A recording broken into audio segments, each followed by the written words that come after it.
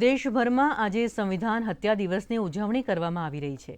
25 અને 26 જૂન 1975ની રાત્રે લાદવામાં આવેલી કટોકટીએ આપણા લોકશાહી અને બંધારણીય માળખા માટે એક મહત્વપૂર્ણ પડકાર ઊભો કર્યો હતો। તેને હંમેશા ભારતીય લોકશાહી ઉપર કાળા ડાઘ તરીકે યાદ રાખવામાં આવશે। તત્કાલીન ઇન્દિરા ગાંધી સરકારે સરમુખત્યારશાહી અભિગમ સાથે લોકશાહી ઉપર કબજો કરવાની પ્રયાસ કર્યો। કટોકટી દરમિયાન કોંગ્રેસ સરકારે માત્ર બંધારણમાં સુધારો કરવાનો પ્રયાસ કર્યો નહોતો, પરંતુ ન્યાયતંત્રની સત્તાઓમાં પણ नोंधपात्र घटाडो कर्यो हतो।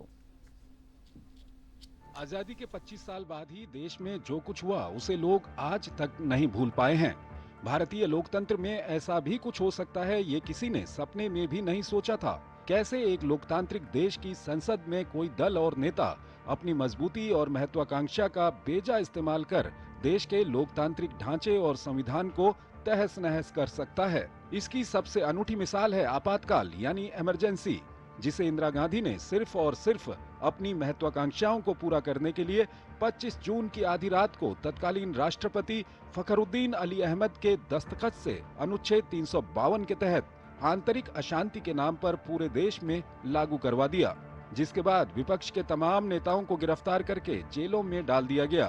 लोगों के मौलिक अधिकार निलंबित कर दिए गए। देश भर में प्रेस सेंसरशिप लगा दी गई और संविधान के अपने हिसाब से बदलने की पूरी कोशिश की गई। आपातकाल की घोषणा के साथ ही सभी विरोधी दलों के नेताओं को गिरफ्तार कर अज्ञात स्थानों पर जेल में बंद कर दिया गया। सरकार ने मीसा यानी maintenance of internal security act और डिफेंस ऑफ इंडिया रूल यानी DIR के तहत नेताओं को बंदी बनाया। विपक्षी दलों के सभी बड़े नेताओं मोरारजी देसाई, अटल बिहारी वाजपेयी, लाल कृष्ण आडवाणी, जॉर्ज फर्नांडीज, जयप्रकाश नारायण को जेल भेज दिया गया। चंद्रशेखर, जो कांग्रेस कार्यकारिणी के निर्वाचित सदस्य थे, उन्हें भी गिरफ्तार कर जेल में डाल दिया गया। इस दौरान ऐसा कानून बनाया गया जिसके तहत गिरफ्तार व्यक्ति को कोर्ट में पेश करने और जमानत मांगने का भी अधिकार नहीं था। नेताओं की गिरफ्तारी की सूचना उनके रिश्तेदारों, मित्रों और सहयोगियों तक को नहीं दी गई। जेल में बंद नेताओं को किसी से भी मिलने की अनुमति नहीं थी। उनकी डाक तक सेंसर होती थी और मुलाकात के दौरान खुफिया अधिकारी मौजूद रहते थे। आपातकाल की शुरुआत में ही संविधान के अनुच्छेद 14, 21 और 22 को निलंबित कर दिया गया। ऐसा करके सरकार ने कानून की नजर में सबकी बराबरी, जीवन और संपत्ति की सुरक्षा की गारंटी और गिरफ्तारी के 24 घंटे के भीतर अदालत के सामने पेश करने के अधिकारों को रोक दिया। जनवरी 1976 में अनुच्छेद 19 को भी निलंबित कर दिया गया। आपातकाल लगते ही अखबारों पर सेंसरशिप लगा दी गई। अखबारों और समाचार एजेंसियों को नियंत्रित करने के लिए सरकार ने नया कानून बनाया। सरकार ने चारों समाचार एजेंसियों PTI, UNI, हिंदुस्तान समाचार और समाचार भारती को खत्म कर एक नई समाचार एजेंसी बना दी। इसके साथ ही प्रेस के लिए आचार संहिता की घोषणा कर दी गई। कई संपादकों को सरकार विरोधी लिखने के कारण गिरफ्तार कर लिया गया। आपातकाल के दौरान अमृत नाहटा की फिल्म किस्सा कुर्सी का को जब्त कर लिया गया। किशोर कुमार जैसे गायकों को काली सूची में डाल दिया गया और आंधी फिल्म पर पाबंदी लगा दी गई।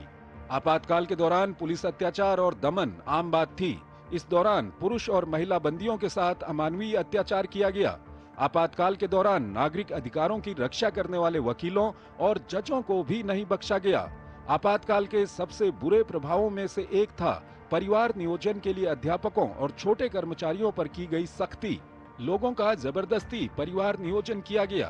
परिवार नियोजन और सुंदरीकरण के नाम पर आम लोगों का काफी उत्पीड़न हुआ।